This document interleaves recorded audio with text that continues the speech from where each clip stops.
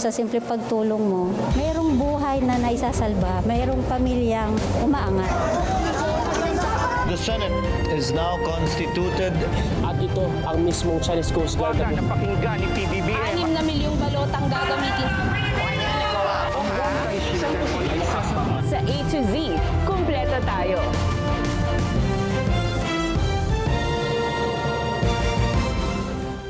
Luzon, Visayas, Mindanao at buong mundo. Ngayon ay Lunes, August 18, 2025. Ako si Barbie Mulak at ito ang balitang A to Z. PNP Chief Torre nagpasalamat sa suporta sa gitna ng hidwaan sa loob ng pambansang pulisya. Staff ni Senator Padilla na si Nadia Montenegro nag-resign na. Akusasyong pagmamariwana sa Senado itinanggi. 40 Pinoy na biktima ng human trafficking sa Nigeria, balik bansa na. Top international surfers sasabak sa World Surf League qualifying series sa Siargao. Sa showbiz, mga kandidata ng Miss Grand Philippines nagpasiklaban sa National Costume Competition. At Nation's girl group na BINI naghain ng reklamo matapos ang sunod-sunod na online harassment dahil sa kontrobersyal na spliced video.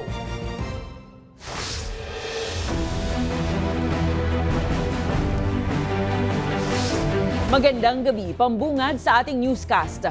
Nagpasalamat si PNP Chief Nicolas Torre III sa suporta ng mga police, regional directors at iba pang officers sa kanyang liderato sa gitna yan ng mga ugong na may hidwaang namumuo sa loob ng pambansang pulisya.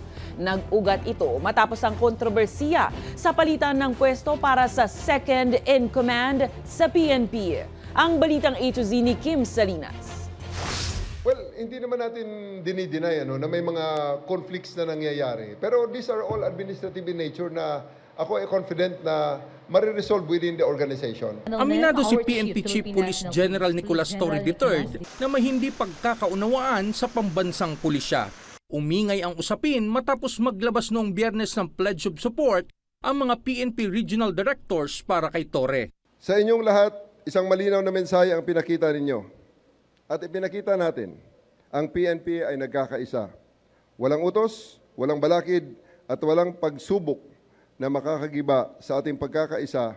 Nag-ugat ito matapos ipag-utos ni Torre ang pag-swap sa pwesto ni na PNP Deputy Chief for Administration Police Lieutenant General Jose Melencio Nartates Jr. at Western Mindanao Commander Police Lieutenant General Bernard Banac. Pero naglabas ng order ang NAPOLCOM para baliktarin ang utos ni Torre. Ayon sa NAPOLCOM resolution, ipinatupad ang naturang palitan ng pwesto ng walang kumpirmasyon ng Commission and Bank. Pumalag naman ang ilang police officers sa order ng NAPOLCOM. Sa kanilang pahayag, may direct supervision ng PNP chief sa 320,000 uniform and non-uniform personnel ng pambansang pulisya. Pero giit ng PNP chief, ayaw na niyang palakihin pa ang issue. Ito ay okay na. Hopefully, matuldukan na ito at sana ay because there's already a resolution and there's already final directive on what to do. So I hope tapos na ito. Sa ngayon, hindi pa nababago ang unang order ni Torre at epektibo pa rin ang appointment ni Banac bilang second in command ng PNP. Wala namang bagong pahayag ang NAPOLCOM maging ang Department of Interior and Local Government sa issue. Para sa Balitang A to Z, Kim Salinas. Inendorso ng Department of Justice si Justice Undersecretary Jezzy Andres bilang bagong hepe ng National Bureau of Investigation kasunod ng biglaang pagbibitiw ni NBI Chief Jaime Santiago. Ayon kay Justice Spokesperson Assistant Secretary Mico Clavano, kailangang panatilihin ang operasyon ng NBI sa gitna ng sandamakmak na isyung kinaharap ng ahensya laban sa mga offshore gaming operators at iba pa. Sorpresang nagbitiw si Santiago sa kanyang pwesto nitong weekend dahil sa umano'y planadong hakbang upang sirain ang kanyang reputasyon. Maging ang DOJ, aminadong ikinagulat ang biglaan at irrevocable resignation ni Santiago sa gitna ng kanyang magandang track record. Isa po siyang dating police, isa din dati siyang judge, and ngayon na naging director siya, ay nagustuhan naman po ni Secretary Remulla yung mga ginagawa po niya, lalo na yung mga raids na ginagawa po natin. Kaso nga lang, meron siyang mga personal rason kung bakit siya nag-resign irrevocably. Nagbitiw na bilang political officer ni Senator Robin Padilla ang dating aktres na si Nadia Montenegro. Noong isang linggo ay nadawit ang pangalan ni Montenegro sa isang Senate Incident Report.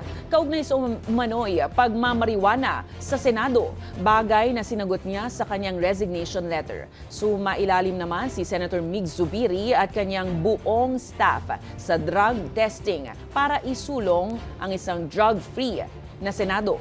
Ang balitang A to Z ni Ace Cruz. Nag-resign na sa tanggapan ni Senador Robin Padilla si Nadia Montenegro bilang Political Affairs Officer. Sa resignation letter ng dating aktres, itinanggi niyang siyang sangkot sa pagmamarihuana sa women's restroom sa Senado. Sa incident report ng Senate Sergeant-at-Arms noong isang linggo, batay sa sumbong ng isang lalaking Senate staff, nakita umano si Montenegro sa ladies' comfort room ng mga may marihuana doon. Paliwanag ni Montenegro, CR ng Persons with Disability o PWD ang kanyang ginamit at malabuan niya ang sumbong ng lalaking Senate staff kung hindi naman ito makakapasok sa loob ng women's CR. Sa kabila ng pagre-resign, git ni Montenegro hindi ito nangangahulugang guilty siya sa mga paratang. Pero minabuti niya magbitiw para sa kanyang mental health at para sa kapakanan ng kanyang mga anak. Dahil naman sa insidente, nanawagan ng drug testing ang ilang senador. At nauna nang sumailalim dito, si Senador Mig Zubiri at kanyang mahigit 30 staff. I see no problem. Pag wala naman kayong tinatago, bakit matatakot po kayo mag-drug test? Kaya I am encouraging, ini-encourage ko po ang lahat ng mga senador at kanilang mga opisina na magpa-drug test na. Para sa ganun ay talagang mawawala ng duda na mga nagdudurog dito sa ating Senado. Oras niya magpositibo sa sino man sa kanyang staff, pagtitiyak ni Zubiri. We have to suspend them for the meantime and rehabilitate. Pagkatapos po ng rudimentary period for rehabilitation at positive pa rin po sila, then we have no choice but to dismiss them. Nauna nang sumulat si Senate Minority Leader Tito Soto kay Senate President Francis Escudero na humihiling na magpatupad ng mandatory drug test sa buong kapulungan. Nagpahayag naman si Senate Majority Leader Joel Villanueva na pabor siya sa random drug testing sa Senado.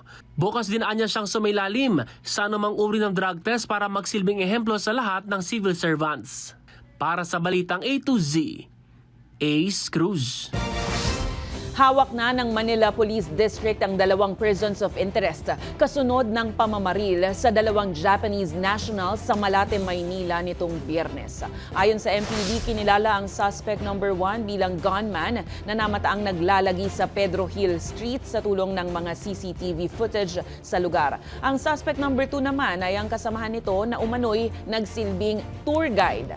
Ipinangako naman ng Manila City Government ang pakikipag-ugnayan para sa agarang pagkamit ng hustisya ng mga biktima, habang ipinangako naman ang mas maigting na pagbabantay para sa seguridad sa lungsod. Nagpaabot na rin ng pakikiramay ang Japanese Embassy sa Pilipinas sa mga naulilang pamilya ng 2 Hapon.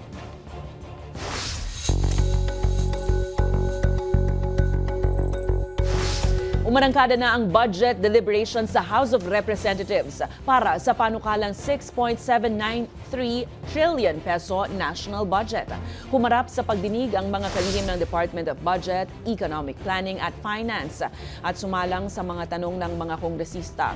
Isa sa mga iniangat na issue ni ACT Teachers Party List Representative Antonio Tino ang paglobo ng anyay unprogrammed appropriations sa national budget sa nakalipas na 3 taon. Ayon kay Tino, nagagamit umano ito sa modus na kung tawagin ay bawas, dagdag, habol na paraan niya para isingit ang mga budget insertions. Ibig sabihin, binabawasan yung program funds at nililipat sa unprogrammed funds yung mga item, yung nababakante sa program funds, pinupunuan ng insertion, yun yung dagdag, tapos yung mga program funds na nilagay sa unprogram, hahabulin ng excess revenue. So ang tanong lang po, will we see the same pattern again for the 2026 budget? Sa bahagi namin, syempre, hindi tayo papayag na mangyari ito. Kaya nga,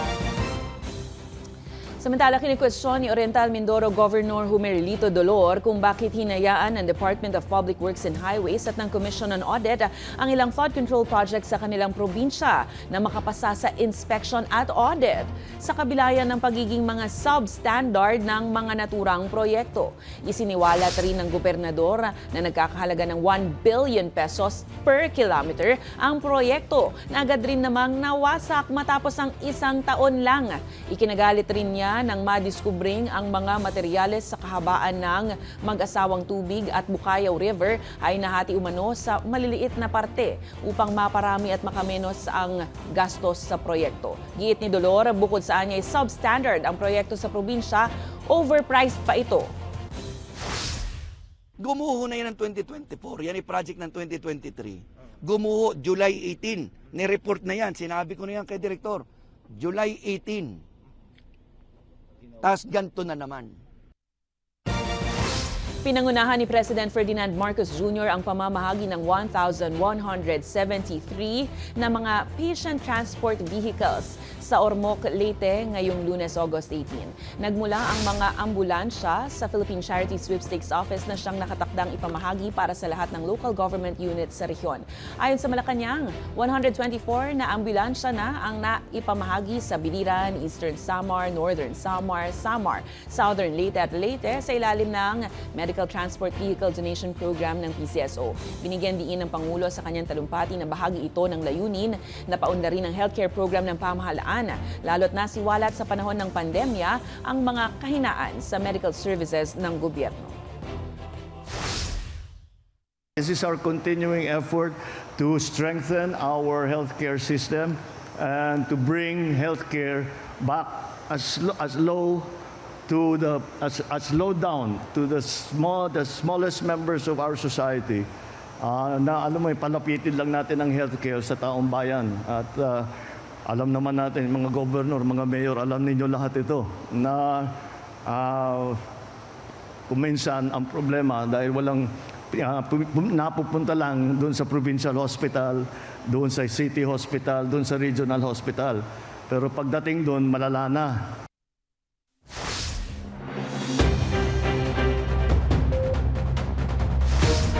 Dagdag bawas sa produktong petrolyo ang sasalubong sa mga motorista ngayong linggo. Sa abiso ng mga kumpanya ng langis, epektibo ngayong Martes, nasa 60 centavos ang dagdag sa kada litro ng gasolina. Samantala, mababawasan naman ng 90 centavos ang kada litro ng kerosene habang 80 sentimos ang tapyas sa kada litro ng diesel. Paliwanag ng Department of Energy, bunso dito ng pagtaas ng supply sa pandaigdigang merkado at paghina naman ng economic tension sa pagitan ng Estados Unidos at China.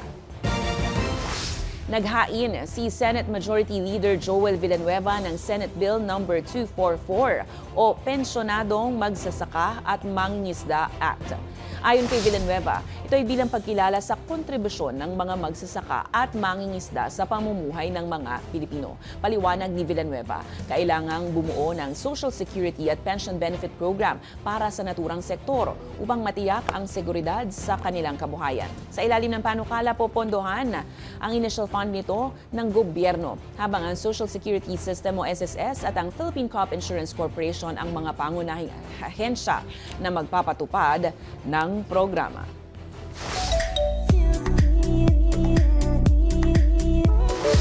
Kanya-kanyang pasabog sa pagrampa ang mga kandidata sa Miss Grand Philippines 2025 Charity Gala at Preliminary Competition nitong weekend. Nagpasiklaban naman sa ganda, talento at creativity ang mga designer para sa kanilang national costumes. Umani ng atensyon si Miss Grand Philippines Alabang, Muntinlupa Representative Chelsea Joy Arciaga.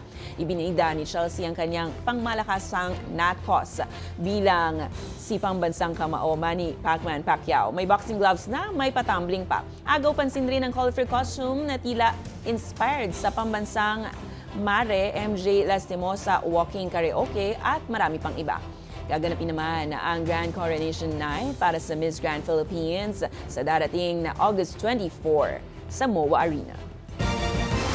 Susunod, 40 Pinoy na biktima ng human trafficking sa Nigeria nakabalik na ng bansa. At sa palakasan, top international surfers sasabak sa World Surf League Qualifying Series sa Siargao. Abangan ang kumpletong ulat sa pagbabalik ng Balitang A to Z.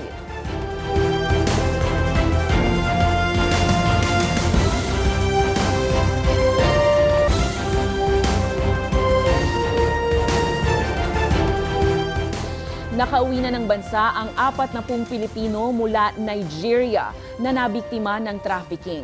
Isiniwalat naman ng Interagency Council Against Trafficking na maging sa instant messaging at social media apps na Telegram ay talamak na rin ang illegal recruiters. Ang Balitang A to Z ni Naomi Almohan. Ligtas na nakauwi ng Pilipinas ngayong Lunes, August 18, ang 40 Pilipinong biktima ng human trafficking sa Nigeria. Pinangakuan ng mga biktima ng trabahong customer service representatives na may sweldo umanong $1,000 kada buwan.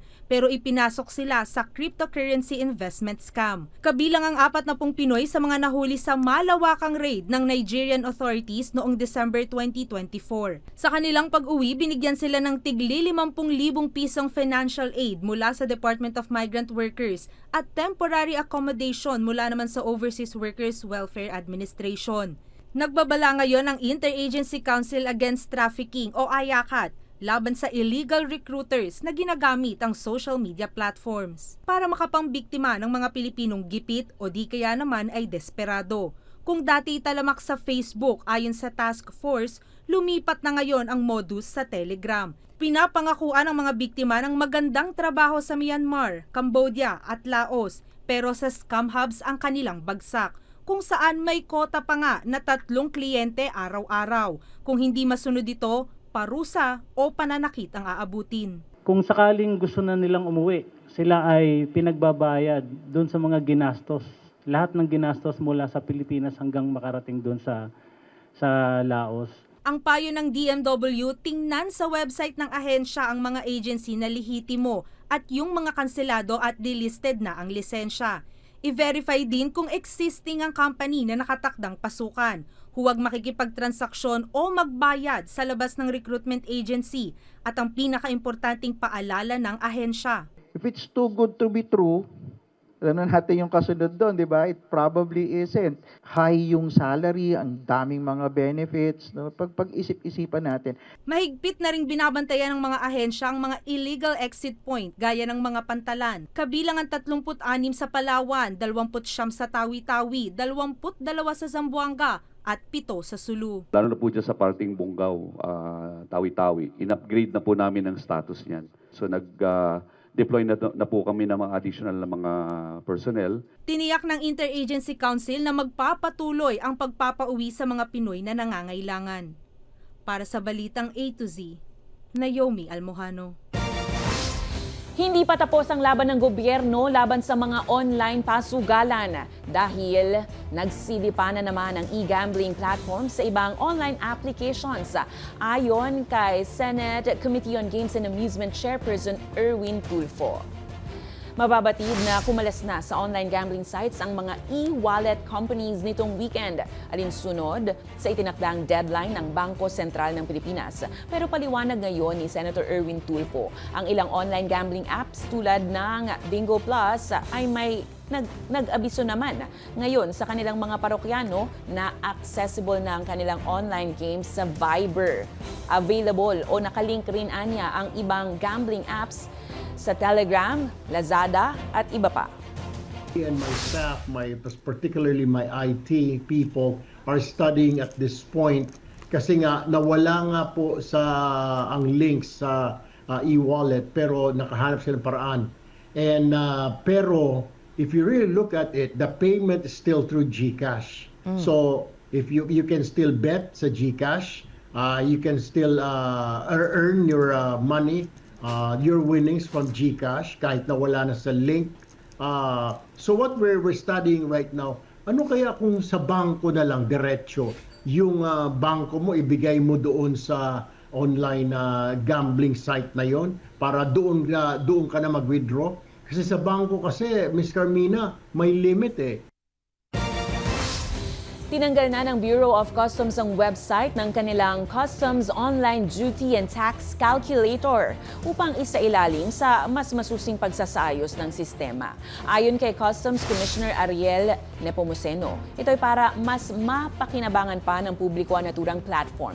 Giit ni Nepomuceno, hindi tiyak o tumpak ang computations ng calculator dahil hindi may papakita ang lahat ng singil na itinatakda ng Customs Modernization and Tariff Act. Samantala, tiniyak naman ng DOC na ayusin nila ang sistema para maiwasan ang kalituhan ng publiko. Magugunitang nagreklamo ang aktres na si Bella Padilla dahil malaki ang siningil sa kanyang tax ng customs para sa kanyang shipment, kaiba sa kanyang kinwenta gamit ang tax calculator ng BOC.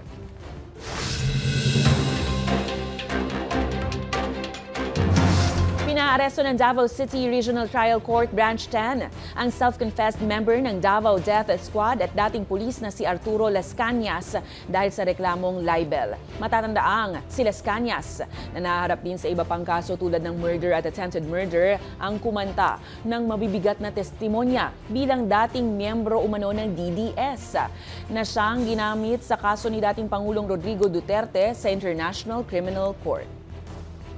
Samantala, maharap sa 6 hanggang 10 taong pagkakakulong ang dating LTFRB Executive Director Samuel Jardin dahil sa kasong pagtanggap ng 4.6 million pesos na suhol para sa isang franchise application. Sa desisyon ng Sandigan Bayan, guilty si Jardin na sa paglabag ng Anti-Graft and Corrupt Practices Act.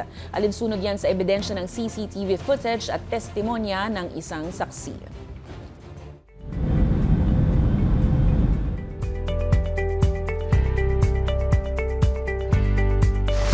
Patuloy ang rescue operation sa Pakistan matapos ang malawakang flash floods dulot ng torrential rains na pumatay sa hindi bababa sa 300 individual sa lugar. Ayon sa National Disaster Management Authority, maraming bahay ang sinira ng rumagasang putik at rock slide sa Buner districts ng Pakistan. Patuloy din ang pagpapadala ng tulong ng Disaster Management Authority sa mga apektadong residente. Naasahan naman ang mas maulang panahon sa Pakistan sa pagpasok ng Setyembre.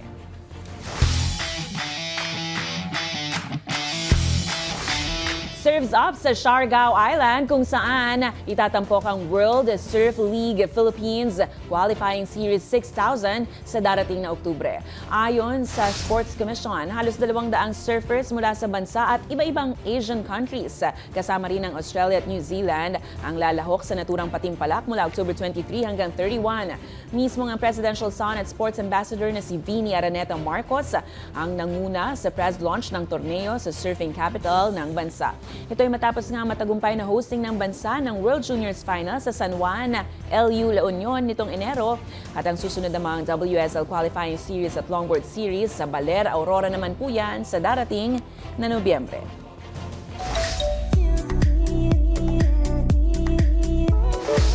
Back to the Pink Blinks, are you ready? Matapos ang 3 taon, maglalabas ng muli ng bagong album ang Korean girl group at tinaguriang biggest girl group ng panahon ngayon, ang Blackpink. Inanunsyo ngayong Lunes, August 18 ni Yang Hyun Suk, chief producer ng YG Entertainment, na sa Nobyembre inasang lalabas na ang bagong music album ng grupo. Ayon kay Yang, excited nang naghahanda ang 4 na miyembro maging ang production team sa much-anticipated comeback album. Ayon naman sa Korean media, tapos na ang album cover shoot at tinatapos na rin ng grupo ang pagre-record ng mga bago nilang kanta. Katatapos lang ng unang leg ng Deadline Sold Out Stadium World Tour ng Blackpink na nagtapos sa 2-day sold-out Wembley Stadium shows. Ang Blackpink, ang kauna-unahang South Korean female act na humedline sa naturang stadium kung saan 70,000 fans ang nanood, nakisayaw at nakikanta. Ito rin ang largest crowd for a single K-pop concert in European history. Sa aming pagbabalik, Philippine Nation's girl group na BINI naghain ng reklamo matapos ang sunod-sunod na online harassment dahil sa kontrobersyal na spliced video. Manatiling nakatutok, kayo ay nanonood ng Balitang A to Z.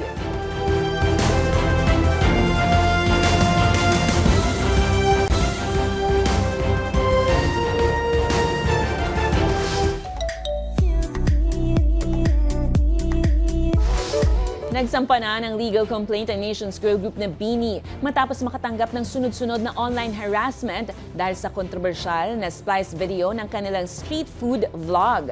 Sa kabila nito, hindi pa dadaig ang grupo dahil inaabangan na ang kanilang pagbisita sa Aurora Music Festival sa Davao City. Ang balitang A to Z Showbiz ni Lane Garcia. Formal lang nagsampa ng reklamong unjust vexation ang Nations Girl Group na BINI laban sa isang individual sa Hall of Justice ng Santa Rosa, Laguna. Ayon sa abogado ng BINI na si Georgie Alonso, ang reklamo ay kaugnay ng 25-minute video ng food review ng BINI sa Filipino Snacks. Inisplice o kinatay umano ng uploader ang video sa 2 minuto at ipinakita lamang ang mga negatibong reaksyon ng BINI members laban sa Pinoy street foods. Ayon sa reklamo, nagresulta ito sa online hate at bashing laban sa grupo. Humihingi ang BINI ng danyos na tig 1 milyong piso para sa bawat miyembro ng grupo. Ang kasong unjust vexation ay anumang aksyong nagre-resulta sa matinding pagkabagabag laban sa isang biktima. Matatandaang noong July 8, naglabas ang People vs. Food ng video kasama ang BINI na pinamagatang BINI Tries and Rates Filipino Snacks na agad namang umani ng samot-saring reaksyon mula sa netizen. Sa kabila ng issue, nakatakda namang bumisita ang BINI sa Davao City sa October 25. Isa ang BINI sa magpe-perform sa Aurora Music Festival sa Crocodile Farm Concert Grounds. Makakasama ng BINI ang rising OPM singers na sina Rob Daniel at Emil Sol. Bukod sa concert party, inaabangan rin sa festival ang pagpapalipad ng makukulay na hot air balloons. Para sa balitang A to Z Showbiz, Lane Garcia.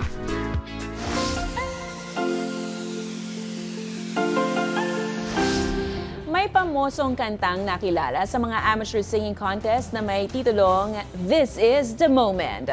Yung moment mo na nga, abay, inagaw pa sa'yo. Sino naman kaya ang nakikiagaw eksena? Panoorin.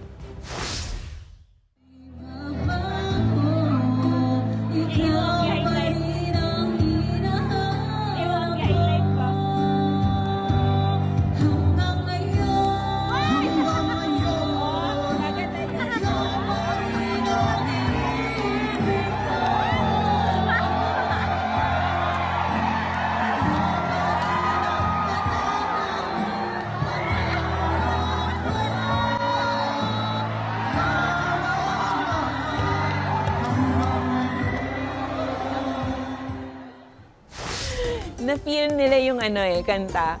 Kung kayo po ay may kwentong kakaiba, mga kwento ng pag-ibig o storya ng inspirasyon at pag-asa, maaari itong ibahagi, sumali sa ating Facebook group na Balitang A to Z, panoorin ang replay ng ating programa at sundan ang ating social media pages. Hanapin ang Balitang A to Z. Ang ating pabawang quote of the night ay mula sa motivational speaker na si Jim Rohn. Ang sabi niya, ang paglilingkod sa kapwa ay ang daan patungo sa kadakilaan. At yan po ang mga balita at impormasyon, mga kwentong may dalang inspirasyon na tinutukan ng Balitang A to Z. Ako po si Barbie Mulak. Maging maalam, makialam. Magandang gabi sa'yo, Pilipinas!